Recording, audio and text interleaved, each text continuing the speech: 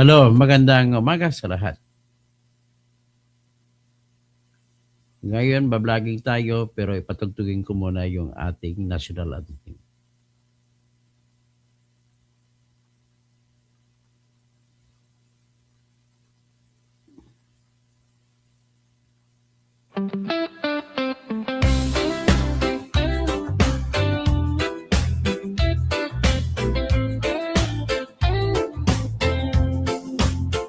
Sa dulo ng araw, ikaw ang matibay. Tahimik lang pero laging may saysay. Hindi ka nagyayabang pero alam ng lahat. Kapag ikaw ang nariyan, ligtas ang lakad. Sa bawat usapan may Baseline, bigat magandang ang umaga. dala. Sa bawat pasyo mo may tapang at tawa. Kaya kapag Happy anniversary! napapagod, Independence Day sa lahat. ikaw ang takbuhan. Kahit maikli ang biro, may laman ang dahilan. Toto Tirador, taong masaligan. Toto Tirador, may prinsipyo ka pa. Ikaw ang idol ko sa katotohanan. Toto Tirador, hindi ka nagbabago. Toto Tirador, Toto Tirador. Kung may mali sa mundo, hindi ka umiwas. Diretso kang magsalita, pero hindi masakit.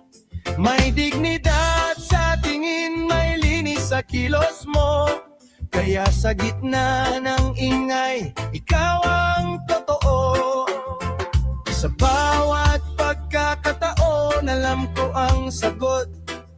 Dahil ang pangalan mo ay may kasamang loob. Kung may sasandalan ako, ikaw ang pipiliin. Dahil sa mga salita mo may gawa't paninindigan. Toto Tirador, taong masaligan. Toto Tirador, may prinsipyo ka pa. Ikaw ang idol ko sa katotohanan. Toto Tirador, hindi ka nagbabago. Toto Tirador, Toto Tirador. Okay? So ngayon, ipatugtugin naman natin yung favorite song natin. Patungkol naman kay Sarah. Patugtugin natin. Ito naman ay tungkol sa laban ni Sarah at kaisa po ako dyan. Ay inibita ko lang kayo na samahan niyo ako sa laban na yan. Kasi wala nang ibang paraan para maikulong ang lahat ng mga kurakot. That's the only solution to our country. Makulong ang lahat ng mga may kasalanan para matakot na po sila magnanakaw. Ito, Sarah muna. Sara, Sara, wala nang iba. Sara, Sara lang pag-asa. Sara, Sara, Good morning, siya lang Baseline. makapakulong. Mga kontraktor ubusin niya. Si BBM Sandro ikulong niya. Si Tamba Zaldi ikulong niya. Tapang at malasakit ibalik para bayan ay manahimik. Durugin ang sindikato sa korte, sa DPUA, sa DS Void, sa PhilHealth. Okay? So, patugtugin muna natin itong isang kanta na kinanta ko para sa 128 Independence Day kuno ng Pilipinas. Pero kung ako tanungin mo, nag-umpisa ang itotoong Independence Day natin, nag-umpisa po noong July 4, nung pinaginta ng kalayaan ni MacArthur, Pilipinas. Okay, ito po.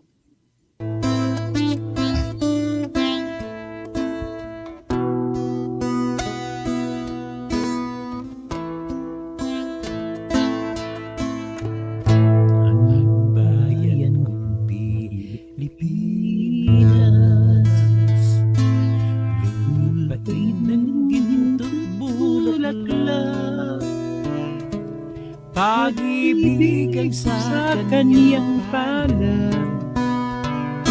mag-alay na ganda at vida at sa kanyang hindi at ganda dahil ay nahangin bayan ko linihad ka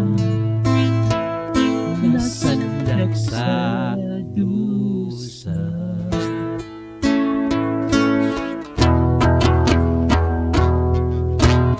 Ibon mang may layang lumipad, kulungin mo at umiiyak. Bayan tayo sa kalbigan, hindi man lasang makaangkat. Pilipinas kong minumutya, bukan ng luha at dagda. Aking anhika, nakita kang sakdalayan.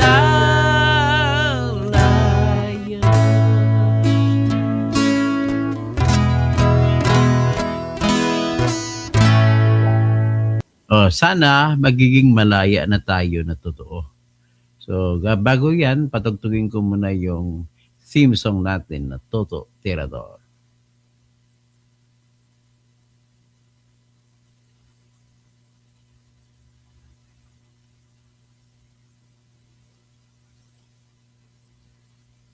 Yan.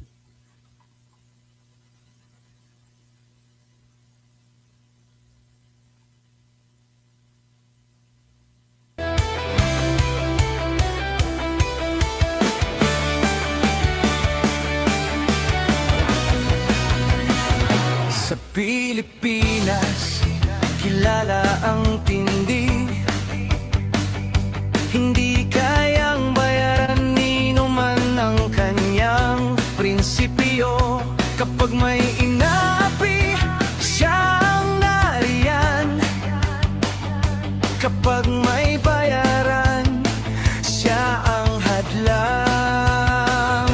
Hindi siya tiklop sa pananakot ng iilan, hindi siya alila ng sino mang mayaman. Kung ang kapangyarihan nila ay inaabuso, hinahawi niya yan mano-mano. Kapag ang taong bayan ang nasasakal, siya ang unang sumusugot, tumatagal. Hindi pera ang sukatan ng halaga, kundi kung sino ang lumalaban para sa masa. Toto kasing tirador, toto kasing tirador, kakampi ng naaapi, kalaban ng sakim na mandarambong. Toto kasing tirador, toto kasing tirador, hindi kayang bilhin ang puso niyang matibay.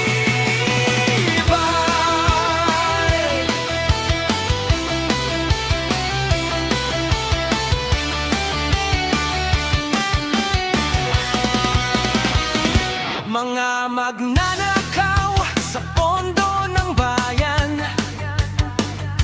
nanginginig kapag siya ang nandyan. Bawat piso, bawat sentimo, kailangang sagutin Benny Romador, magandang umaga. sa mata ng tao. Walang ngiti para sa Mr. Sydney, watching from Sydney, para Australia. sa sumisipsip kapag ang hustisya ang pinag-uusapan. Siya ang bantay sa gitna ng laban. Kung may nilulunod ang kasinungalingan, siya ang boses na hindi tatahimik. Sa bawat galaw ng mapagsamantala, may salubong na paninindigan niya. Toto kasing tirador, toto kasing tirador, kakampi ng naaapi, kalaban ng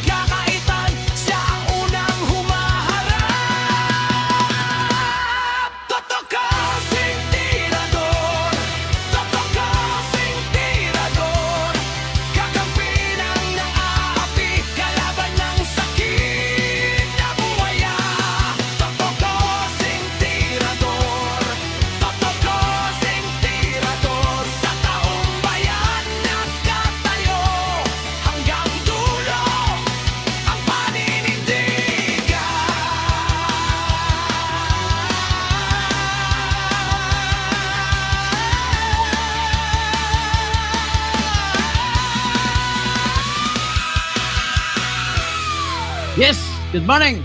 Good morning, good morning, good morning, good morning. Happy ba kayo? Independence Day. Sa ngayong araw po ay 128th anniversary ng ating bayang Pilipinas. Kuno, ah, tabing dagat, magandang umaga. Ang ngayon po, ang ating pag-usapan po ay ito po, matindi pala. Alam mo, isa sa nagtali sa atin, mga mamayan, isa sa nagtali sa atin ay yung sa tanikala ng kasinungalingan. Sa tanikala na kasinungalingan, yan ang nagdudulot sa ibang mga ating mga opisyal ng bayan na ginagawa nila dahil po sa pansariling interest. Tingnan mo ito si Melvin Matibag. Si Melvin Matibag po ay gusto niya na masilbisyuhan ang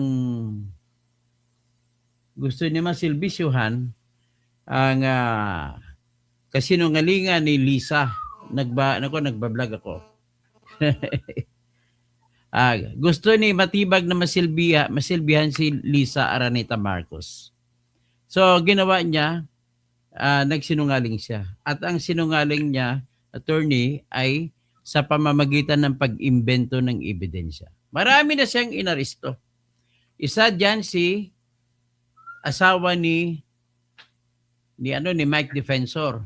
Anak ni Mike Defensor. Lahat po lumalabas na inventor pala ito na investigador. Akalain mo pala ang totoong kwento nangyari, tinaniman ng ebidensya na AI. This time, nag-going high-tech na. High-tech na ngayon. Grabe na si Matibag. Tinaniman niya ng AI na ebidensya si Franco Mabanta para palabasin na nang extort kay Romualdez. Grabe. Alam mo kung paano mga AI? Ganito 'yon. Ano? Para tumalab ang akusasyon niya kay Franco Mabanta, nagsumiti siya ng mga litrato na palabasin niya na pedophile si Franco Mabanta. May mga hinahalikan mga babae, mga tao, may inaakbayan, tapos kung sino-sino. Ngayon, matalino naman. Bilib ako sa sobrang talino ni Mabanta. Alam mo, nais ko lang din, very honest naman ito pala si Franco Mabanta. He is an American-educated Filipino. And he admits that he cannot speak well in Filipino, in Tagalog. Kaya most of the time, nag-i-English siya. Alam mo, pinakita niya lahat ng litrato na sinumiti na ebidensya ni Matibag laban sa kanya. Wow. Kinumpara ang litrato na inimbento ng NBI sa original na litrato. Kagaya nan, iba yung katabi niya, si Sarah, nilagay yung mga babae na hinalik-halikan. May mga lalaki pa na, ay grabe, katindi. Ganon makatindi mag-imbento ng ebidensya si Matibag. Sobra-sobra. O ipapakita ko na ngayon. Kung makita nyo sa inyong screen, sa inyong cellphone, ipakita ko na po sa ngayon. Nakakaawa ang bansa natin. At sa totoo lang, ang intention ko, hatiin ko sa limang bahagi itong video na buong-buo na pinalabas ni Franco Mabanta. Ang una ko lang inilabas dito ay inilabas ni Franco Mabanta kung gaano gumawa ng imbentong ebidensya na AI si Melvin Matibag. Palabasin niya na may mga babaero, palabasin niya kung sino-sino, kung ano-ano ito si Mabanta.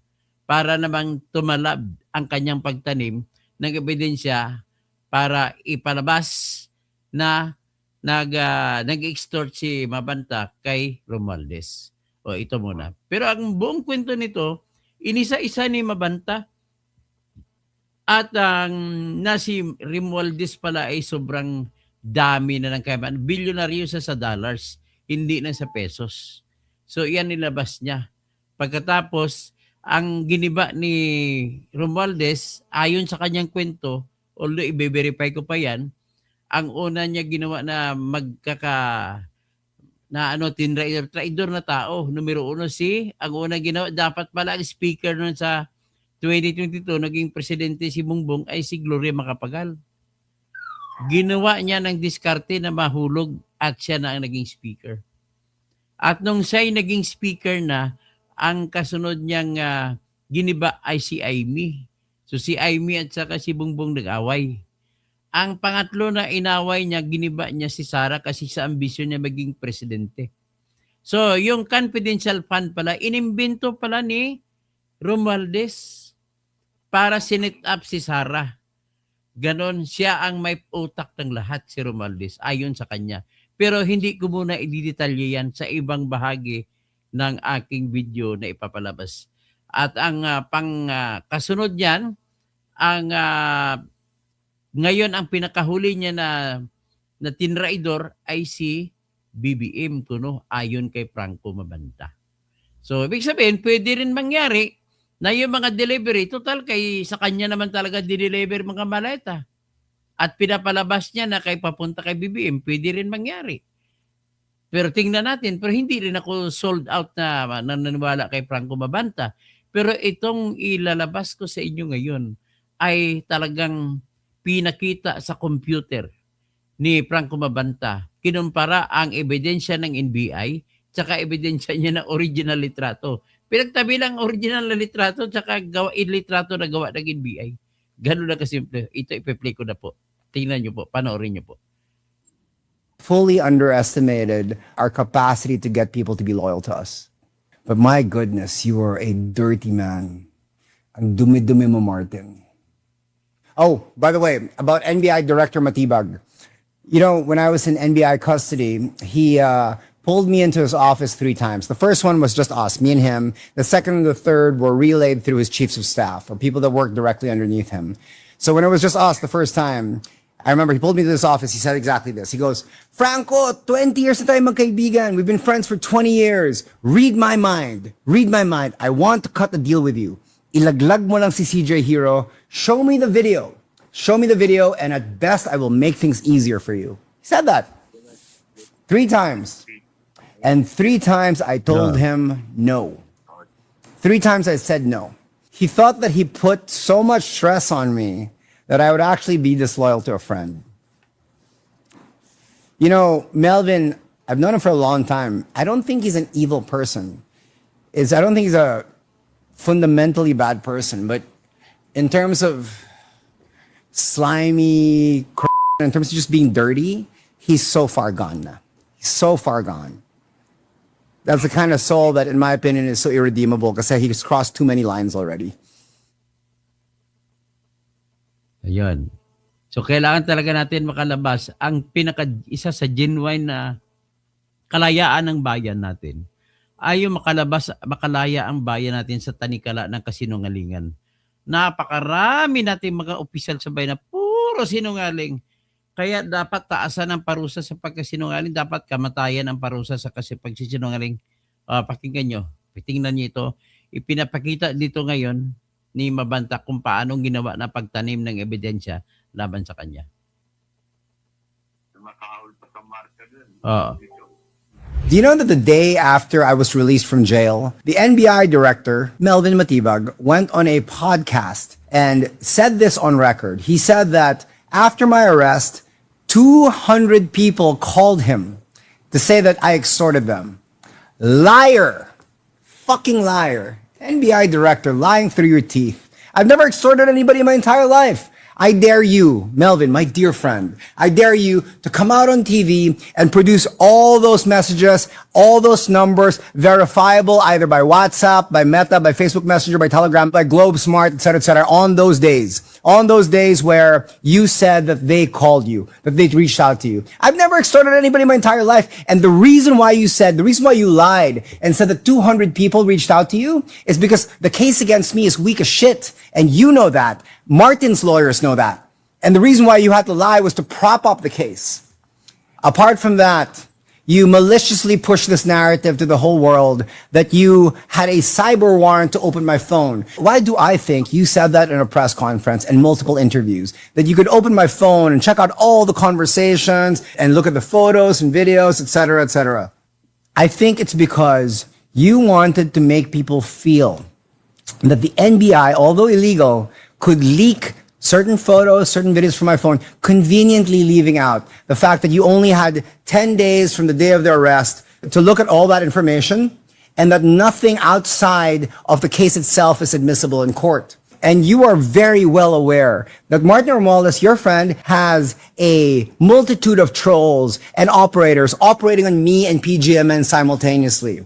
And you wanted them, in my opinion, to create fake conversations, fake messages, fake calls, fake photos, and fake videos, and pretend that they were all leaked from my phone. Just to ruin my credibility because your pal Martin Romualdez knows we have more shit on him. In order for that dirt, that evidence, all those exposés that we have in Martin that were set up and planned, in order for them to lose credibility, you had to ruin ours. So you told the world that we have a warrant. And what happened since? A plethora of fraudulent bullshit. I'll give you an example. Look, Yan, papakita niya. these are all the things circulating Ang una, ipakita niya yung mga inimbento na mga text messages ko nung naka-screenshot. online at the moment. This is a fake screenshot circulating online that is trying to make it seem like that I've reached out to somebody from the Romualdez camp. Okay, it says, hi there, it's Franco, blah, blah, blah, etc., etc. This is fake, by the way. This conversation never happened. The person who made this fake screenshot, what they're trying to present or what they're trying to make you believe is that this was leaked from my cell phone after my phone was taken by the NBI. But I was arrested on May 5 when I was framed for extortion. If the insinuation here is that I reached out to Martin at the time, then why does it say today at the very top of the screenshot? That makes no sense. It's stupid. Number two, here's a fake screenshot that is trying to make it seem like I was having a conversation with CJ Hero. It says, Franco, the video is solid. I just need someone inside willing to sit down, blah, blah, blah. At the end of the message, it says, done, meeting set for the 22nd, Friday, March 20. I am 100% certain that on the weekend of March 20, all the way till past March 22, or on the day of March 22, I was in Hong Kong. That's easily verifiable. And these messages are easily disprovable. All the court has to do is reach out to Meta, and WhatsApp will give that information. Next, stupid ass AI picture of me. Looks fake. The guy in this picture is much more good looking, although that is my watch. But the picture's not real. Okay. All right, here's the worst one. Sa lahat ng kanyang kontrobersya sa politika, ang isa sa mga dapat magkaroon ng hustisya ay ang mga rape victims. Ayan, makita nyo may pinakita na may rape victim na nasa likod na nakangisi si Mabanta. Pero ipakita ni Mabanta dyan, yung dalawang litrato, ang original at saka yan. Inimbento.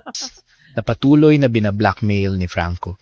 Dahil sa pera at kapangyarihan sa mga kilalang Marami politiko, siya kaya ito niya na patuloy na nakakatakas manyak sa si otoridad. Mabanta. Isa sa mga biktimang babae nito, ang muntik ng mag-suicide dahil sa paulit-ulit nitong pananakot na patayin. Kaya wala kang maririnig na biktimang lumalaban kay Mabanta. Habang siya ay tagong sex addict, siya rin ay isang drug addict na kasama noon sa drug watch Yan ang list pinapakita ang mga sa panahon mga ng babae. Pangulong Duterte. Pera at kapangyarihan ang dahilan, kaya tuloy-tuloy lang si Franco sa kanyang marumi at malaswang pamumuhay. All right. Okay. This video falsely claims that there were rape victims. It showed explicitly pictures of those alleged rape victims. I will show you these pictures one by one. This is the first picture. Do you see this lady here next to me with the black bar in her eyes? This is an AI-generated image. This is the original photo. Yeah, pinakita ang original photo, iba. Ang katabi na babae ay si Attorney Karen Jimeno. Tapos sa kabila si Sara Duterte. Tapos pinalabas na rape victim. Grabe to si Matibag talaga. This is a picture of me with Ayan. Vice President Sara Duterte and my good friend Karen Jimeno. Pinalabas niya, pinalitan niyang upuan. Ang nakaupo na si Karen Jimeno, Attorney Karen Jimeno, pinalitan ng itsura ng babae na rape victim. The person who made this Kumbaga, tinabi niya ang dalawang litratong original at saka yung iniay. video, obviously to lie, to smear me, to smear my credibility just in time by complete coincidence during the time that I am going after Martin Romualdez. This person, whether male or female, created this video, stamped an AI woman onto Karen Jimeno while she's sitting beside the vice president, and then put a black bar in her eyes. Picture number 2. This is a picture of me kissing Picture number 2, humahalik si si Franco Mabanta sa babae. a girl on the cheek. This is the original picture. Ngayon ang original picture, humahalik nga sa babae. Pero kabila ng ng cheek ng babae, may humalik na lalaki rin. Tatlo pala sila magkakaibigan. Yung babae sa kita na kaibigan nila. Mag-best friend silang tatlo. So, ng dalawang lalaki, si Franco at saka isang lalaki, hinalikan nila sa pisngi yung babae na best friend nila. The girl in the middle is my Yan ang dear original. friend Roxanne Tapos, tinabunan ng itim, tapos hinalikan ni Kwan para palabasin na, siya, na rapist. Barcelo. The other guy is Gia Sky, the best man in my wedding. The three of us are really good friends. No rape victims here. The third, and this is the girl who in the video the narrator said was going to commit suicide because of blackmail. This is the picture in the video, and this is the original picture. Ang litrato sa babae, pinapakita si Franco tsaka katabi babae, tapos ayon sa kaso ni Matibag, ang babae na yan ay magkukumit na ng suicide. Pero itinabi niya, ang litrato na original na kuha katabi si Grace Poe. That's Senator Grace Poe. As far as I know, not only is she alive, she's doing quite well. Fourth picture. This is the picture in the video. May pang-apat na picture, may babae rin na nilabas. Pero ang mga litrato lahat ng pinapakita, tinatabunan ang mukha ng itim. And this is the original. It's a fucking Ay, ang original ay katabi niya lalaki. Ginawang babae. Grabe ito mga AI planted na mga evidence. guy. It's my good friend, Jet Tolentino. This is how low this smear campaign is getting. This is the level of evil that they're willing to go down to. To fake rape allegations just to smear my name so that my credibility will be diminished as I am going after Martin Romualdez. Not only is that fucked up, not only is that immoral, that's straight up evil. That's evil. It came from this page. I want to call out the page explicitly, okay? This came from this page. The page is called Kabatak News. It has Nilabas pala, gumawa na sila ng page sila ni Melvin Matibag. Gumawa rin sila sa kanilang page at doon sa Kabatak News, doon niya pinost yung mga kaso niya laban kay Mikan, kay Franco Mabanta, at doon lumabas yung mga libas na litrato na kuno rapist si Mabanta. 102,000 followers. It's gone after Kiko Barzaga, Dringo Estrada, Alan Cayetano, Bato. Obviously, this entire page is leaning in one direction. As far as my lawyers have checked, it has a total of 16 completely defamatory, libelous, and untrue posts about me. If you look at the reactions, they are all trolls. If you look at the comments, they are all trolls. First of all, your PR fucking sucks. Number 2, whoever is operating against me or whoever gave the instructions to operate against me, pakisabi naman kay galingan pa niya. Because she sucks.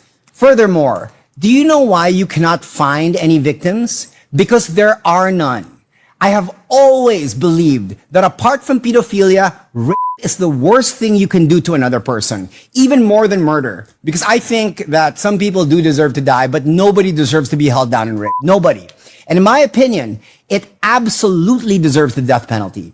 I also believe that any woman who is proven to have lied about being raped to hurt a man should absolutely be given the same punishment the man would have gotten if he was guilty, not only because an allegation this heinous was meant to ruin the innocent man's life, but because it makes it that much more difficult for real victims of rape to speak up when evil liars use the word falsely to weaponize it for the sake of jealousy, revenge, immaturity, ambition, or politics.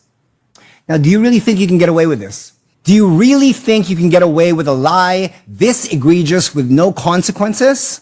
Do you really think I would let you just walk all over me like a doormat?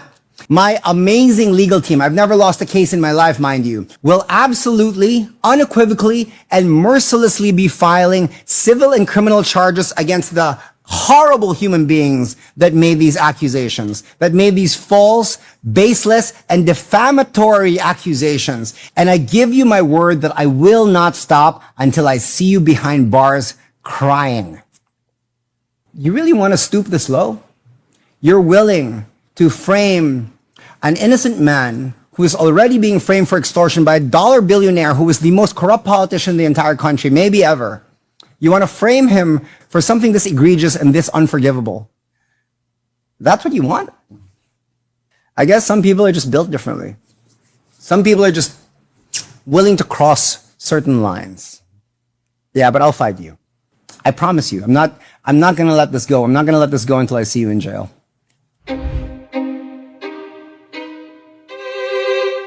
It's been 3 weeks since myself and 4 of my friends, now turned brothers, were framed for extortion and illegally arrested. It's been a little over 2 weeks since our release. It's been hard. Majority of my friends stayed. Well, the super majority of my friends stayed. You know, the people who I considered, really close, good friends, they stayed. They were loyal. They knew that if roles were reversed, that I would do the same for them in a heartbeat. But I lost a few. I lost people like James Deacon and Anu Banzano. That hurt. It hurt because they were my real friends.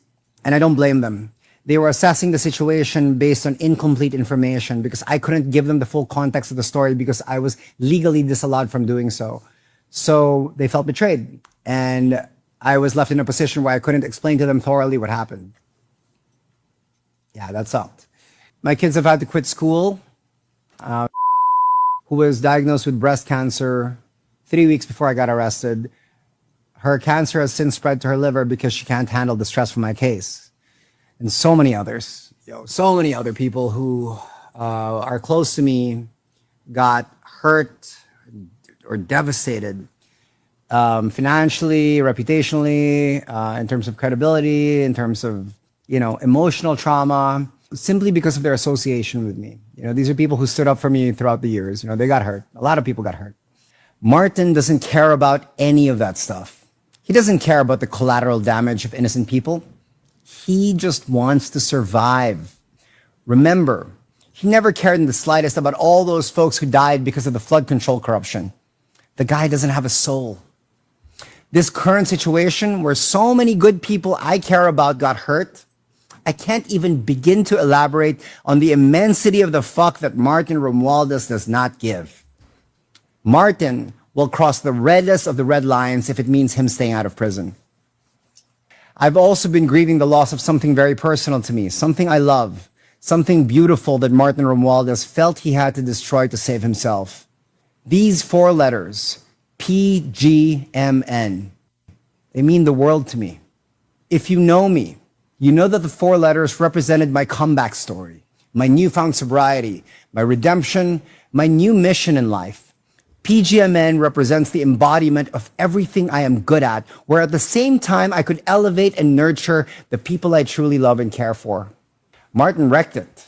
He didn't kill it, but he sure as shit damaged it. You brought me to my knees several times in the last 3 weeks, Martin. And because of that, I had to wrestle with 2 conflicting ideas. One is that I seriously considered reaching out to you to wave the white flag. I wanted to reach out to you through a common friend and say, please relay this to Martin. Martin, bugbog na kami. Because of all the people that got hurt, because of everything that I lost, and I want a ceasefire. I was seriously considering saying, I won't post about you anymore. I won't reveal any more of your corruption or any more of your crimes, and I will destroy all the evidence. And then the other option was to go all out and come after you. Nothing in between. It was just really one or the other. You see, I wasn't just an atheist for 21 years. I was a militant atheist. I started talking to God again around 9 months ago when too many good things were happening to me after finally getting sober. I realized in the most pleasant capacity that there were too many minor miracles and a couple of major ones for me to just arrogantly assume that everything good that was happening to me was happening only because of me. And I found the concept of surrendering all that good stuff back to the power who gave it to me to be absolutely beautiful. I found the idea to be wise. I got reacquainted with God on the way up. And recently, I got to know him on the way down. As I reflect on these profound truths, I'm reminded that the path of righteousness is rarely the So easiest. anyway, nagkwento na lang diyan si Franco Mabanta na dati hindi siya naniniwala sa Diyos. 20 years siya na hindi naniniwala sa Diyos. Pero ngayon naniniwala na siya. Yan sinasabi niya lang. Pero dito, ang importante lang dito, mission ko, ipapakita ko sa inyo kung paano ginagamit ang AI sa masama. Ginagawang ebidensya at mag-imbento na kung ano ng ebidensya. Pwede ko rin palabasin na gano'n. Na halimbawa, nagbigay ng pera, ilagay kong itsura ng tao. Kasi pwede rin magagamit sa mga video-video. So, yan po ganun po ka-rumi ang utak ni Melvin Matibag bilang isang NBI agent. So, madalit sabi, pwede nang imbento naman siya ng kaso laban kay Mike Defensor. Yun ang nakikita ko dyan. So, with that, magandang umaga. Happy anniversary sa inyong lahat. At pagbigyan ko kayo ng isang kanta na kinanta ko na isang para sa 128th anniversary ng Pilipinas na independensya ko. No?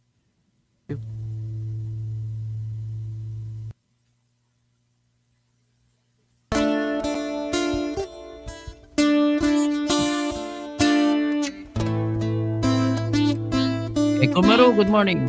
Nick Lucas.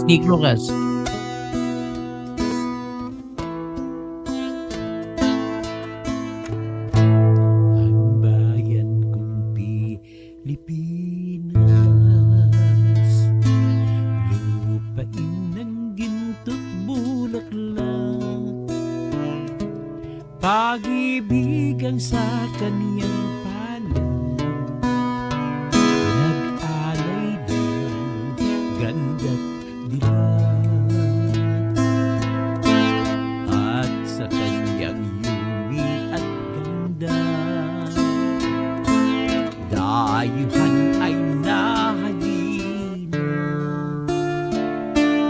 Bayan ko, binig ka, nasadlak sa lusa.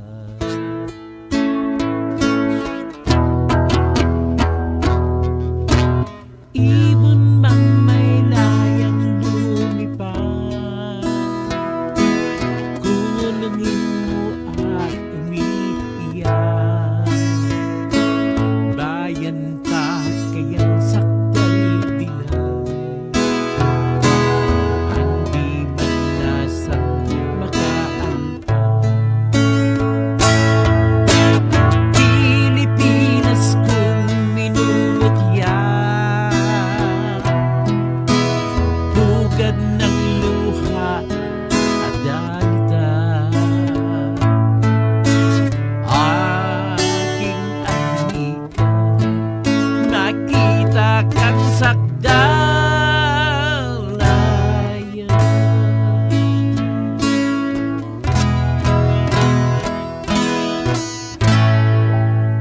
Okay, maraming salamat po. Good morning po, Nick Lucas. Kay Kumaro.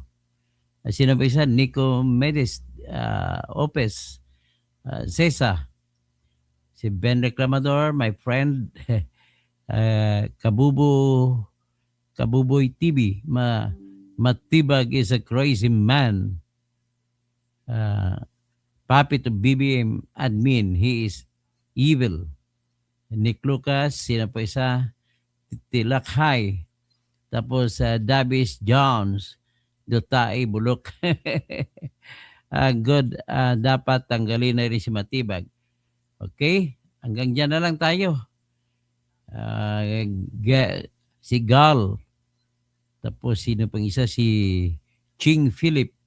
This Matibag is evil. Sino pa? Si Aguilar. Kasuhan na lang ni mabanta si Matibag. Gensiano Pilayo, attorney, kaso yan, di ba, pag ganyan, nagpakalat, malamang kaso rin yan. So, mysterious, blah, blah, blah, blah, blah. Iglar, parang may kulang sa mga pinagsasabi ni Mabanta. Okay? Angelo Dadola, kalbo, nabasa mo na ba? Nabasa ko na po. At ibig sabihin lang po, walang kwenta yung petition ni Kwan, ni Teacher Tayam. Ganun na po kasimple yan. At ibig sabihin, ay hindi ginagalang ng Supreme Court ang 12 na bilang quorum. At tapos, Ben Reclamador, good morning. Si Graceline, Cesa, sino pa? Si Tabing Dagat TV, nice song. Salamat po, Sydney. Okay, Graceline, hanggang dyan lang po tayo at maraming salamat po sa inyo. At siguro time to sleep o ano. Okay, maraming salamat po sa inyong lahat. Paki-like na lang po.